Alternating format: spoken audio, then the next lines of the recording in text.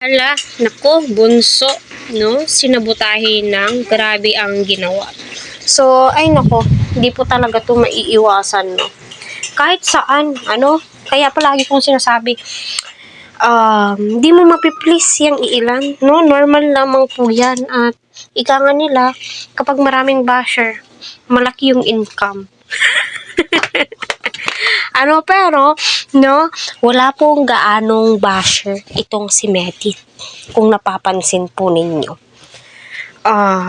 Mas marami yung sumusuporta kay Medit ngayon, no? Lumalaki po yung community ni Medit. So panoorin nyo po yung reaction video ni Miss Michelle Japina, about kay Medit.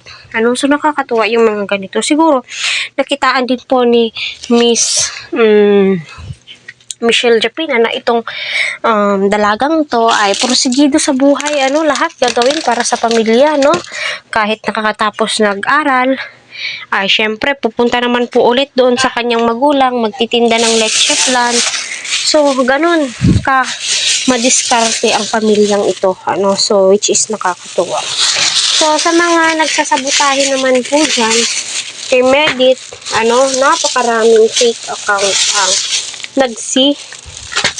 sulputan ngayon, gamit-gamit ang mukha ni Medit, ay nako, bakit kung gagawa kayo na lang ng account po ninyo na sarili ninyo, kasi baka gagawin nyo yan sa pangluloko, na ang buong akala ng mga supporters si Medit yung kakontak nila, ay hindi pala.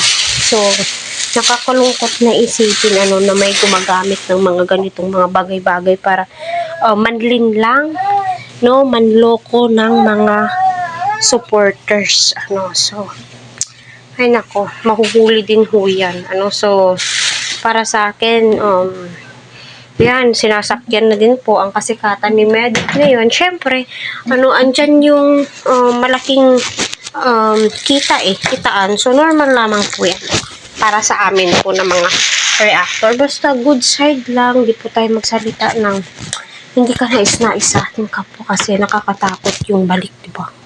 Hindi po talaga maiwasan yung ganun.